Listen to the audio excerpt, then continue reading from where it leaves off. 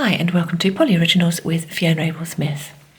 Today I thought we'd have a bit of fun and do a very simple cane. It's like this one. I call this the 2-in-1 Hexagon cane because we're going to make a triangular cane that gives you two different patterns. There is in two colours and there's in those colours as well. So this is one that every time you do it comes out slightly different, so don't expect it to be the same, but however it comes out I'm sure yours will look absolutely lovely. So I'm going to do these two colours today. And I'm going to show you how we finish it off and make it into a pendant. So let's go through what we need to do this project today.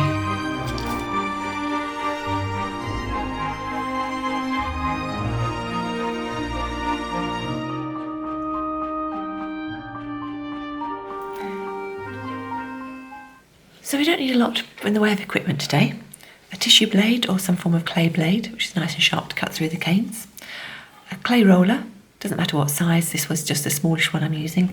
Craft knife, a knitting needle. This is a 4mm knitting needle and it's got a blunt end. Again, doesn't matter what size you use. I'm just going to use this for smoothing over seams in the clay.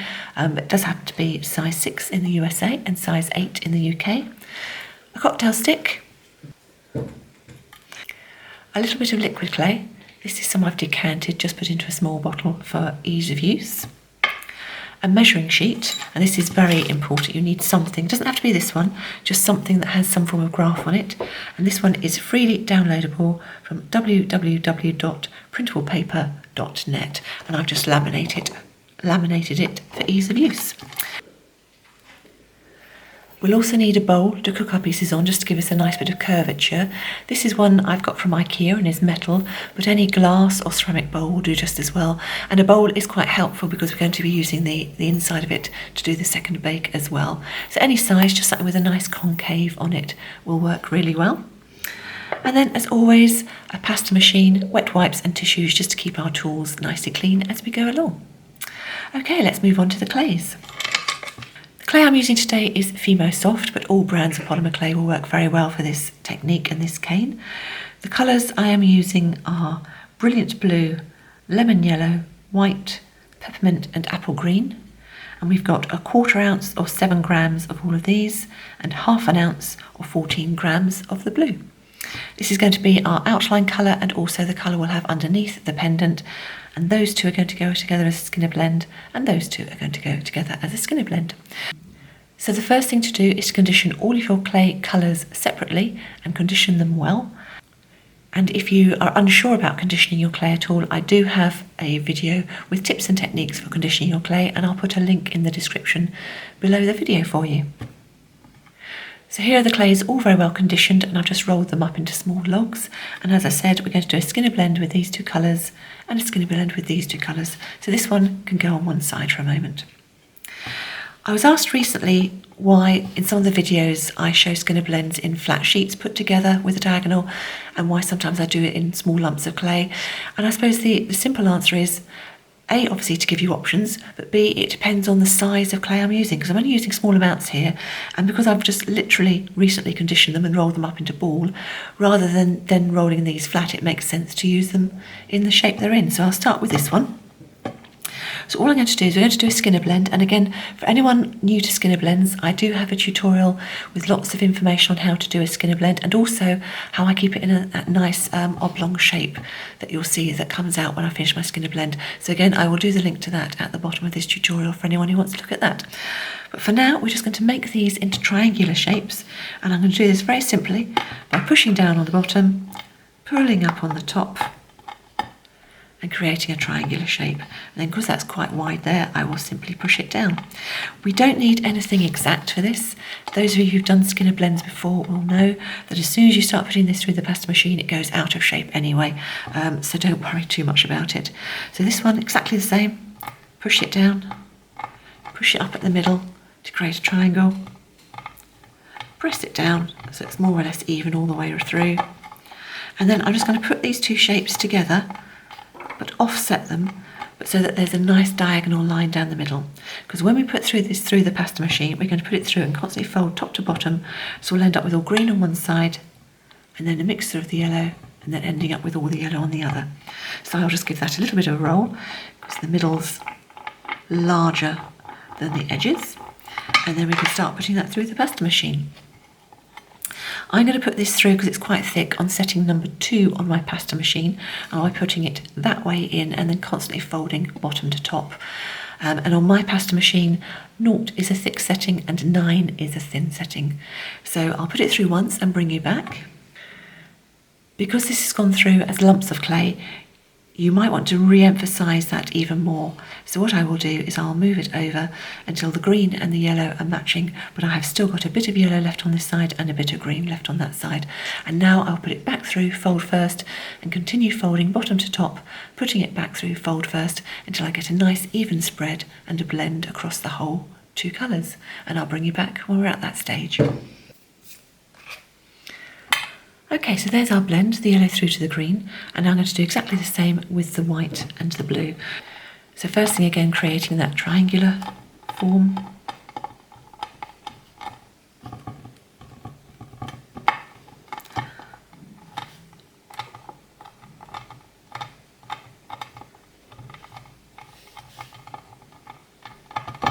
And then putting them together with a nice diagonal, giving them a roll. Putting them through, setting number 2, that way in, and carrying on until I've got a blend in the same way with these 2. So again, I will bring you back when that is done. Okay, so there's our second blend. So we have our 2 blends. So the next thing we're going to do is we want to change the shape of these. We want to make a nice long thin ribbon. So for today, because we've got quite small pieces, I am simply going to fold them in half. And I'm going to put it back through the pasta machine that way in to create a longer strip. I'm going to repeat for this one. And when I put it through, I always put through the darker end first, so that if there's any mess on your pasta machine, it will pick up on the darker side. And when we change levels to move down a setting on the pasta machine, I will also turn the handle a couple of times just to release any clay that's got stuck or is clogging up the underneath. It stops getting quite so much on the first end you put through. So there we have our 2 strips. So what we want to do now is to put them through a thin setting on the pasta machine to give ourselves really nice long thin strips. So those of you who've watched the videos before know what's coming next, so apologies for that, but as before, if you know your pasta machine is one that will enable you to go straight down to a thin setting or the thinnest setting, then do that. If you know that your pasta machine is going to start chewing through the clay, if you do that, then go down one setting at a time until you end up on your lowest usable setting. So I'll start, because mine is good, I'm going to go straight down to setting number 9, go through the darker end first, and we'll end up with a nice long thin strip. So that's one strip, and then I will repeat for the blue. So there we go. So one of these you want to roll up dark to light and the other light to dark. So I'm going to do the blue, seeing as I've got it sat here, dark to light. Now I'm not overly worried about the fact this is torn and it's different sizes. What you do want to do when you roll it up is to make sure you've got no air trapped in between, because you can change the size of this to go larger or smaller to pick up any pieces. So I'll go larger there, then I can move in smaller to pick it up. Go larger again just by rolling, and you end up picking up all these pieces just by making the roll you're doing larger or smaller as you go along. As it starts to open out, so we can make this larger. And we'll end up where that one's completely surrounded by the white. Whereas this one, we were going to go light in the middle to dark, so I'm going to start with the yellow on the inside and then repeat till this one's all rolled up.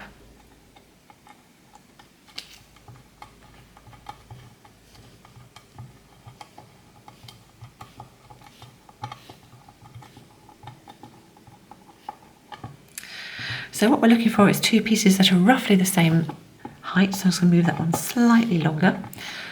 And then we are going to take our colour that we're going to use for the outsides, which is the blue in my case. I'm going to give it a bit of a roll. And I want to put this through the pasta machine on a medium setting, so setting number 5 on my machine. So I've put it through a couple of times just to make sure I've got a nice sheet. Now I'm pretty certain that that's going to go around those nicely, so I can do both at the same time.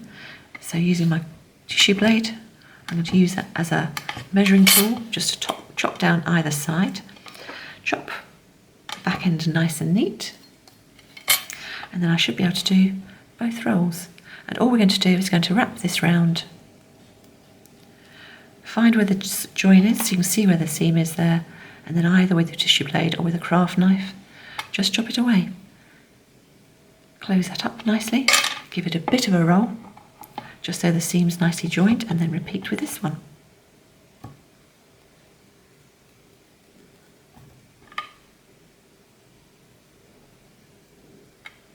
Same thing, just give it a roll to make sure it's nicely sealed up. Both your canes, as I say, should be the same height. I'm going to collect all my bits of glue together and put them on one side for later. And now we can start having fun and actually creating the cane. So our cane today looks quite complex, but it's actually made up just of these two canes. So the first thing we're going to do is we're going to chop down through them. So try and make sure they're nice and circular. And then you want to chop evenly down through either piece. So when you're doing it, if you need to, look on either side, gentle backwards and forwards rocking motion to make sure you get a nice even cut. Same with the next one. There we go. And the next part really is up to you, because there are so many things you can do with this and so much fun you can have just putting these together in different sort of combinations and then kaleidoscoping them. One of the things I'm hoping that people will do when they watch my videos is just get more enthusiasm and more confidence to just go and try something completely new.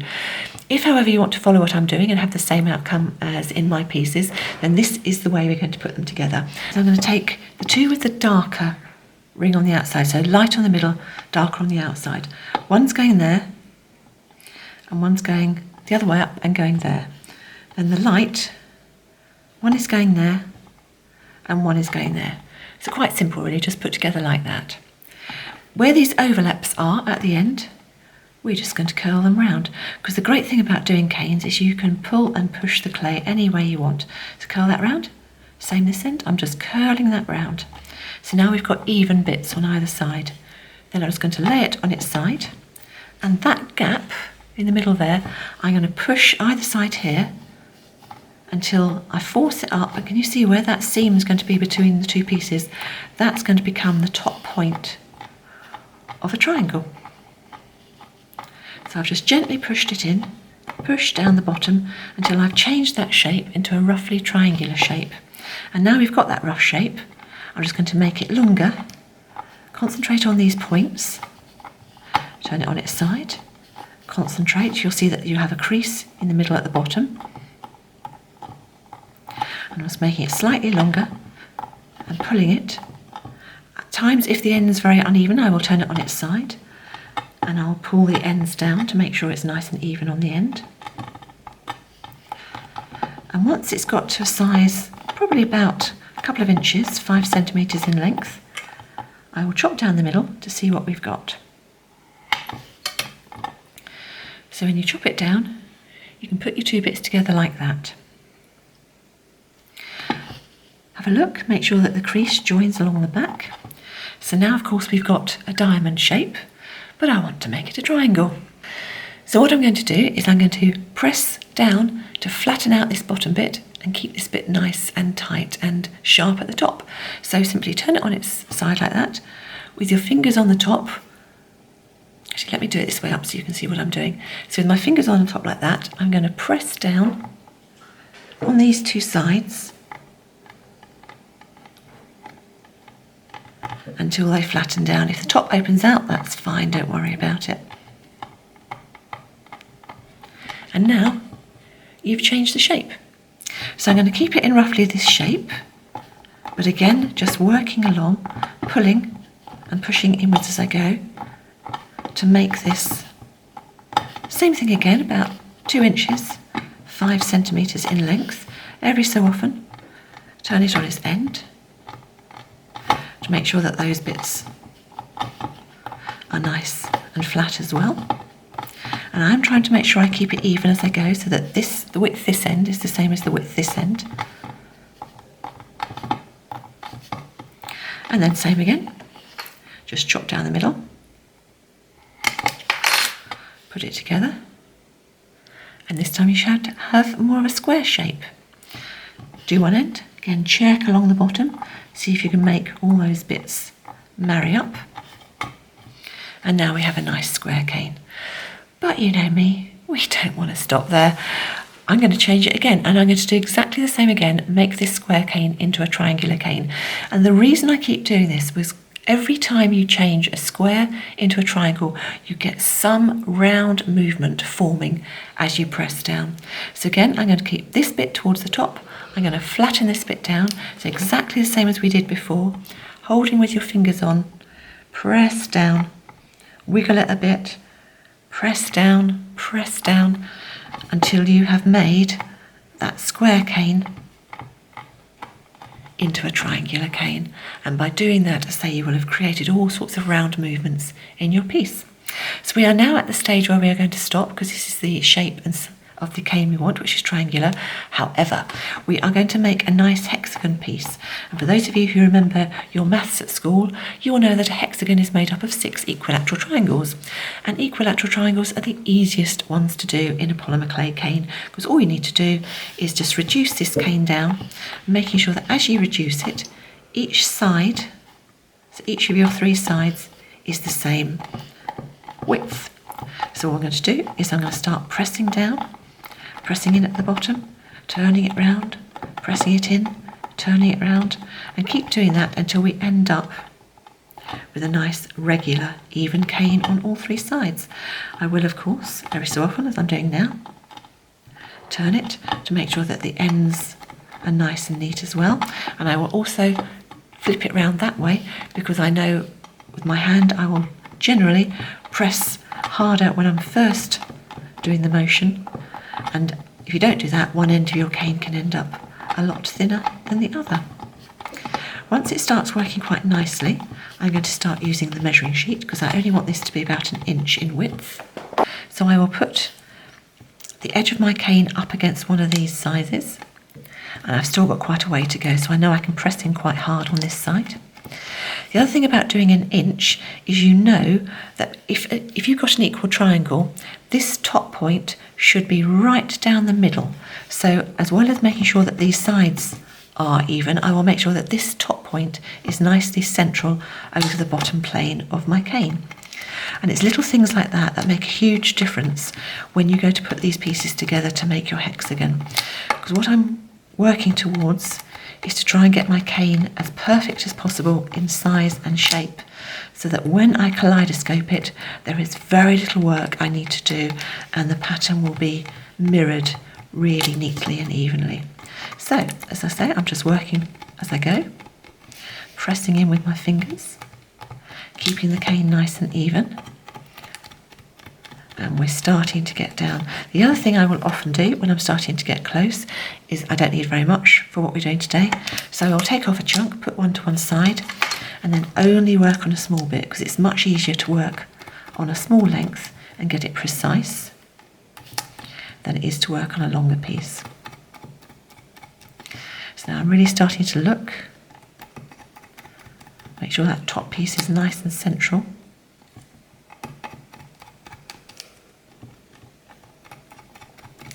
The other thing by only working on the bottom edge as I go is that my corners and my points of my triangle will be really nice and sharp. And again, that is so important when you're putting your pieces together. So I think we are nearly there. So when you've got to a stage where you know you are at a stage to start cutting, I'm going to turn it around so that you can see what I'm doing. I'm going to take off the end piece, put that to one side, and then I am going to take 6 slices, and then we'll put them together in hexagon shape. Now, as always, the most important thing when you're cutting slices isn't to be thin or to be thick, it's to be consistent. So do whatever size feels comfortable for you. So I'm just going to take my blade, I put my fingers in slightly more towards the middle. Personally, when I cut down, I do it from right over the top, so I'm just going to hunch myself forward to make sure I don't try and block the camera view. And I'm just literally cutting down 1, 2, 3, 4, 5, 6. Now again, As you see, I've actually left these in place.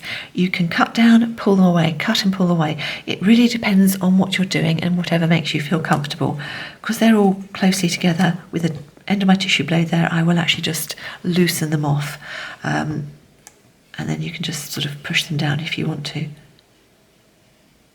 But what we need to do now is we need to get some of that background colour going. So in order to have enough to do both designs that we're going to get with this hexagon, I'm going to take off the messy ends from my other bits of my cane. So my messy ends I've done. Take the rest of the blue that I had left, and I'm going to put all these through together in the pasta machine to mix up a brand new colour.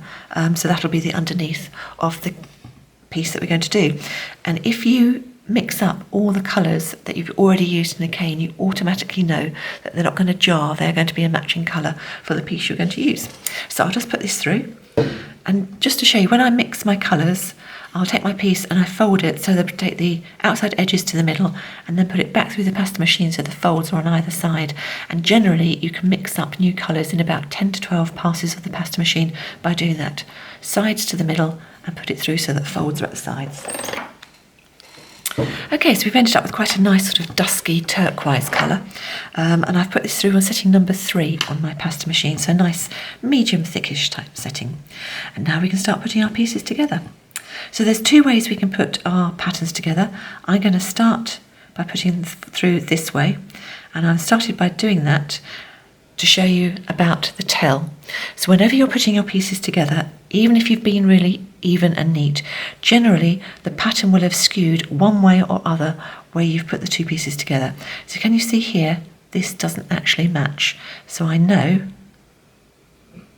that I need to put it together that way. Now that does have a perfect match. So what I'm looking for now is to try and find a piece that will make me easily see which bits need to go together. So I'm going to look and see that this bit is longer this side than it is this side. So I now know when I pick this one up, I've got a long piece here or a short piece. So the long piece needs to join on. And I will put those 3 pieces together.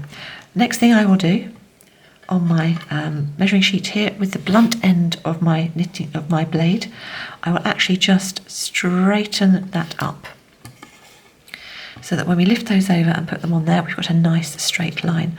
So I now need to remember I put the longest bit in towards the middle. So let's put these together again. So long bit now is towards me. And at this stage I will check that that bit matches there, so I know the next piece I need to put on goes here. So we've got the long bit or the short bit, long bit to the middle. Again, backside of the tissue blade, and then because we've already got this on a piece of backing clay, we should be able to hold those pieces in clay and push that piece up to it. And there you have your first pattern in the Kaleidoscope. Now we need to just finesse that slightly. So with a knitting needle, just on this edge here, not with the point, I just very gently will roll the clay either side of a join, just to make sure that any joins close up nicely. And I find it easier to do this at this stage with something small like a knitting needle, because it just brings them together and gives me more chance to manipulate the pattern. Then with a clean rolling pin, and I'm just rolling my hands along it to make sure I've got no clay stuck on it, I'm just going to roll across every face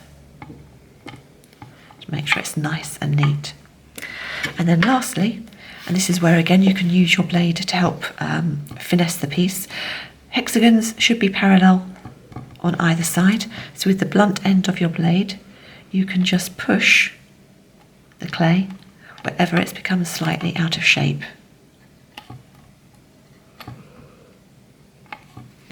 And once that's done and you're happy with the shape, slightly bevel your blade so that the underneath clay isn't going to be the one that's seen from the top, and just very simply chop all the way around.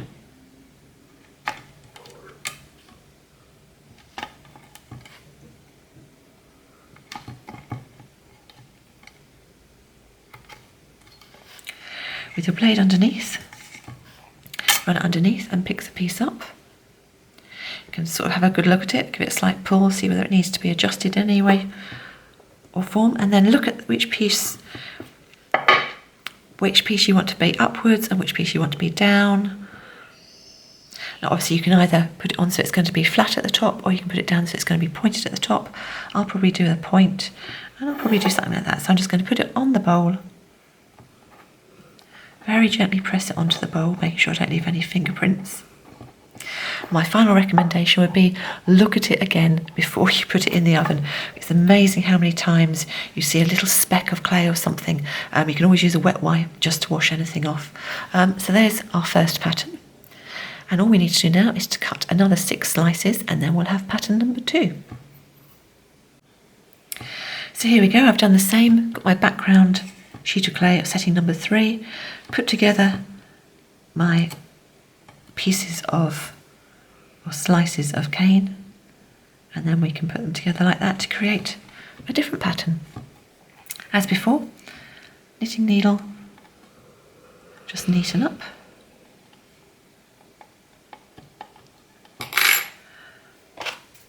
Nice clean roller.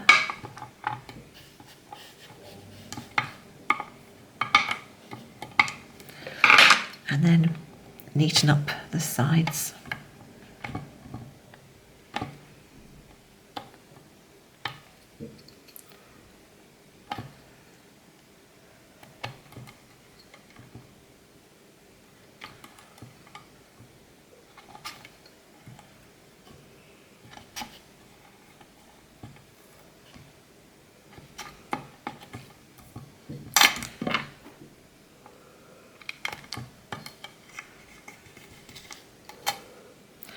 Same thing again, check to see that it's all even. And then put it on your bowl. How you think it would like to go. If any of your seams have opened up, just give them a slight roll.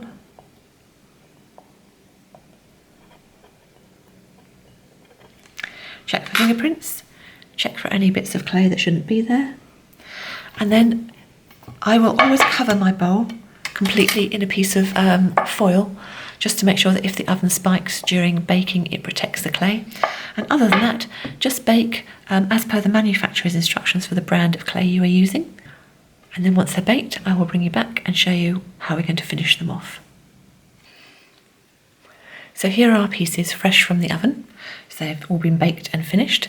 So have a feel if they need sanding at the moment. Obviously you can sand them. I can always sort of sand and polish them later, or you can put varnish on, resin, whatever you want to do as a surface finish. But you shouldn't really need to do anything. They should be fine as they are. So various things you can do. You could add bezels on the back. You can add tubes on the back. But I'm going to do a very simple finish on these pieces today. I'm using a cocktail stick, a little bit of liquid glue, and 2 more slices, 1 each, from our cane. So these can be nice, quite large slices.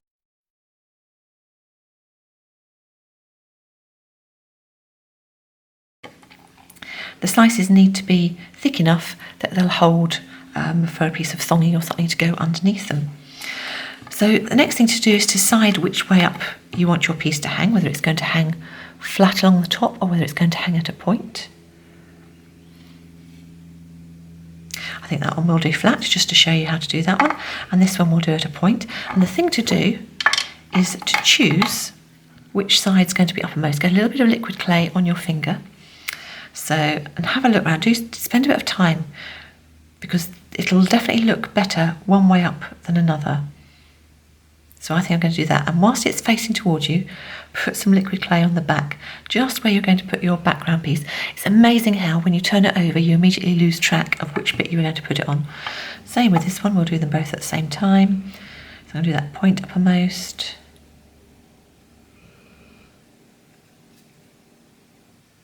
I'll do it with that point uppermost. So same thing, a bit of liquid clay, just from that point, so I can see when I turn it over what I'm going to do. Then wipe your hands.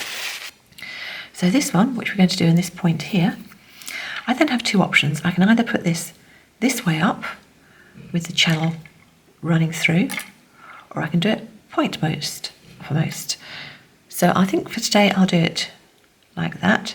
So if I'm doing it with the point uppermost, I will put it on, just pressing my thumb very gently at the bottom there just to adhere that in place, and then slip the cocktail stick in and then just pull the clay over until it joins nicely at the top. If you find your clay starts to crack at all where the cocktail stick is, just give it a little roll with your knitting needle.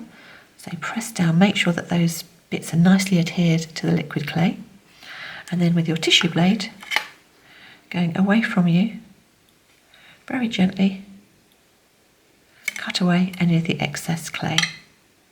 Because what you don't want is that when it looks from the front, you don't want to be able to see any of that bit. Have a look where the cocktail stick is, make sure it's nice and parallel, because you want your piece to hang straight when it hangs. And as long as that's looking good, you can gently twist your cocktail stick.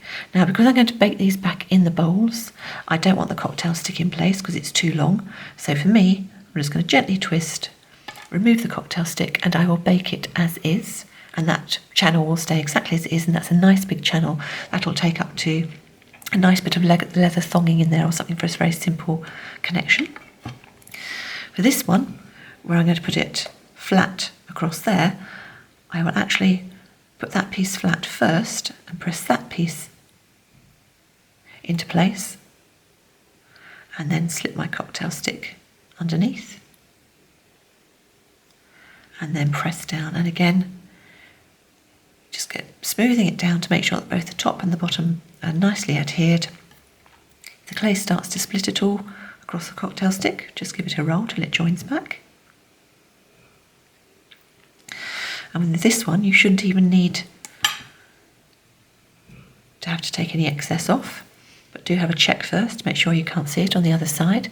Check that the cocktail stick is nicely aligned and parallel, and make any changes if it isn't. And if everything's okay, just give it a twist and remove. So those are the two backs done. This one here, you can also, if you wish, just to show you on a different one, do it the other way up. So have the point going down, similar as we have here, and then just take off the excess. So whichever looks nicer to you as a way of finishing it. And when they're done, take your bowl, and this time, place them on the inside. So just leave them sat in the bottom of the bowl. The fact that they're touching there won't cause a problem, and they'll just ping apart. If you're at all worried, you just put a tiny bit of paper or card in between them. But this way they'll keep their nice rounded shape by putting them inside the bowl. So again, bake as according to the manufacturer's instructions for the brand of clay you are using, and I will bring you back when they are finished and baked and show you the finished pieces. So here are our two finished pieces. What I've done is I have actually sanded them, and I've just buffed them to a smooth, soft sheen, just to give them a nice finish. And here we go, here's some different colours and different colourways to do it in. So for this one, I used raspberry and white as a colour skinner blend, and I used lilac and the royal violet as a skinner blend. And in this one, I used flamingo and white for a skinner blend, and then the ruby and white for a skinner blend. And what you can notice is in this one, because our outline colour was a lot darker than the other colours, you can really see the pattern identified. It's the same circular bits in here and in here, but because these two had slightly less of a contrast on the surrounding colour, it doesn't show up the same. But anyway, I hope you enjoyed that one. I think it came out quite nice considering we started just with 2 round rolls of skinner blends, and I would look forward to seeing pictures of what you did and how yours came out. As always, thank you so much for watching, and thank you particularly to those of you who subscribe. It really does mean a lot, so thank you for that. And I will look forward to seeing you for my next video. Bye.